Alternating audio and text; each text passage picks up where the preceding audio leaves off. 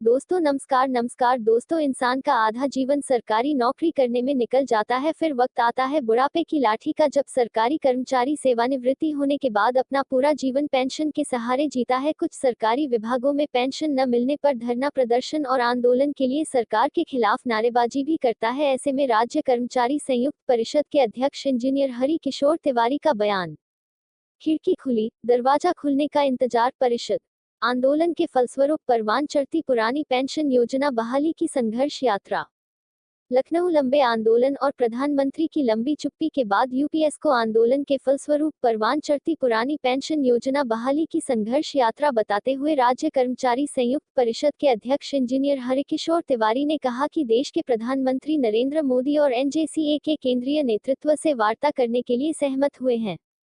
निश्चित ही यह कदम पुरानी पेंशन योजना बहाली के लिए सकारात्मक संदेश है और उम्मीद है कुछ न कुछ सकारात्मक हल अवश्य निकलेगा। लेकिन अभी खिड़की खुली है, लेकिन दरवाजा खुलने का इंतजार है। परिषद के महामंत्री शिवबरन सिंह यादव ने कहा कि राज्य कर्मचारी संयुक्त परिषद द्वारा वर्ष 2010 में जब पुरानी पेंशन योजना बहाली की कोई कल्पना भी नहीं करता था, पुरानी पेंशन योजना बहाली की मांग उठाना शुरू किया। लखनऊ से संतोष कुमार की रिपोर्ट।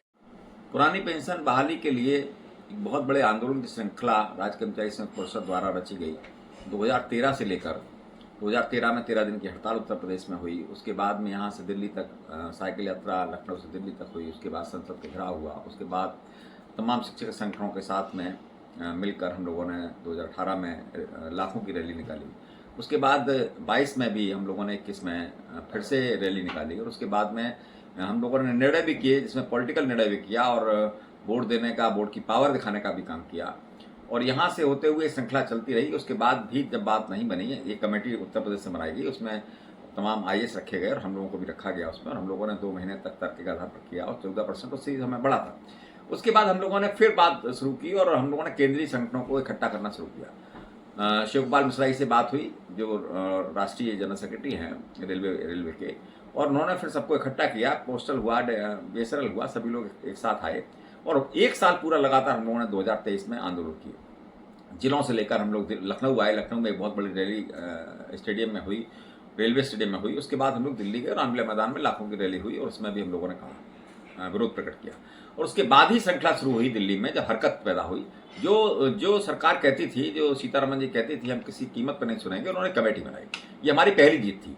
और उसके बाद कार्यक्रम शुरू हुए, उसमें वार्ताएं शुरू हुई। सारे बड़े बड़े दिग्गज हमारे जो लोग हैं, वो सारे लोगों ने वहाँ गए और वहाँ जाकर अपनी अपनी बात कही।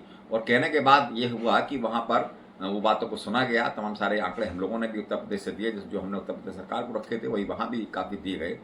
और उसके बाद वो तार्किक रूप से उनको सुना गया। वो जैसे उन्होंने देखा कि हम गुजरात मॉडल दे देंगे या उड़ीसा मॉडल दे देंगे, वो सब बातें हम लोगों के सामने आई वहाँ पर। लेकिन हम लोगों ने उसको स्वीकार नहीं किया। 45% का कभी आया, कभी 40% का लास्ट पे एक टाइम का आया। डीए की बिल्कुल बात नहीं आई, परंतु फिर भी अड़े रहे। उसके बाद तमाम सारे बीच में फिर कार्यक्रम हम लोगों ने दे दिए। और उसके बाद ये हुआ कि प्रधानमंत्री जी ने एक संज्ञान लिया और उसको बुलाया गया। हमारे सारे नेता, बड़े बड़े नेता हमारे, विशेष रूप से शिवपाल मिश्रा जी को हम धन्यवाद देंगे, जो उन्होंने इतनी मेहनत करके वहाँ तक उस बात को पहुँचाया जिसको कोई सुनने को तैयार नहीं था। और वहाँ जाकर जब बात हुई तो लास्ट पे डांड का 50% पे बात हुई, जो पुरानी पेंशन मिलती थी। जो डीए के लिए हम लोग परेशान थे कि डीए मिलेगा नहीं तो हमारा बुढ़ापा कैसे कटेगा, डीए की बात हुई और डीए पे पूरी सहमत बनी। इसी तरह के हमारे मृतक हो जाते थे, उनके बाद जो पारिवारिक पेंशन मिलती थी उसकी बात हुई। उसमें बहुत अच्छा हम लोगों को पहले से बेहतर मिला, इस बार हमें मिल गया। तो ये सब चीज़ें आई हमारी निकल के। इससे पहले आपने देखा होगा 2015 में, अभी 2005 में से पहले जो लोग सेवा में आए थे और उनका रिक्रूटमेंट बाद में हुआ था, उसके लिए भी हम लोगों ने आदेश दिल्ली से लड़ झगड़ के कराया। फिर उत्तर प्रदेश में हम लोगों ने कराया और तमाम लोगों को, हमारी तरफ से 1 लाख लोगों को उसमें फायदा हुआ था। तो एक उस समय भी हमने कहा था कि खिड़की खुली है, जिसको उन्होंने कहा है कि भाई हम खिड़की खोल रहे हैं और इसमें हम काम शुरू कर रहे हैं। उस वक्त भी कहा, सारे संगठनों ने कहा, जितने और संगठन यहाँ आंदोलन कर रहे थे उन्होंने भी इसको कहा था कि खिड़की खुली है और आगे भी काम करेंगे। हम लोग भी आज कह रहे हैं कि एक बहुत बड़ी खिड़की खुली है, बहुत अच्छा काम हुआ है। जहां तक हम ला पाए 95% तक हम लाने का काम किया है। आगे भी किसी का दरवाजा बंद नहीं है, किसी की खिड़की बंद नहीं है, हम लोग भी काम करेंगे। अभी हम लोग इनके पूरे आदेशों को देखेंगे, आदेशों को देखने के बाद तय करेंगे कि सब लोग, सारे संगठन बैठेंगे और फिर से तय करेंगे। विशेष रूप से हम ये जरूर चाहेंगे कि जब भी इतने बड़े आंदोलन हो तो उसमें सभी संगठनों को अलग रास्ता ना अपनाकर एक साथ बैठना चाहिए, एक साथ लड़ना चाहिए। इससे सरकार पर जो अभी दबाव बना है वो दबाव और अधिक बनना चाहिए। बाकी हम लोग प्रदेश का संगठन, देश का संगठन चला रहे हैं। हम लोग ये भी जानते हैं कि सरकार कितनी ताकतवर होती है और हम लोग किस तरह से लड़ते हैं, उसके बाद भी हम लोग लड़ते हैं। ये बड़ी बात है कि इतनी लड़ाई लड़ने के बाद ये चीज़ें हम लोगों को मिल जाती हैं।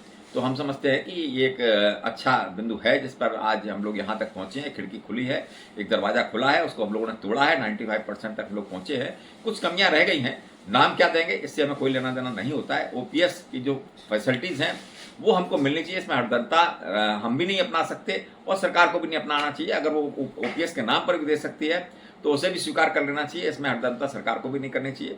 हमने फिर कहा कि हम लोग फिर से बैठेंगे इस पर और अपने आपस में चर्चा करके किस स्तर तक जाना है, कहाँ तक जाना है, इसको तय करेंगे। फिर भी हम ये जो हुआ है अभी फिर फौरी तौर पर हम जो यहाँ तक पहुँचे हैं, हम लोग बड़ी मेहनत के बाद पहुँचे हैं, इसको हम लोग अभी देख कर तब निर्णय करेंगे। धन्यवाद।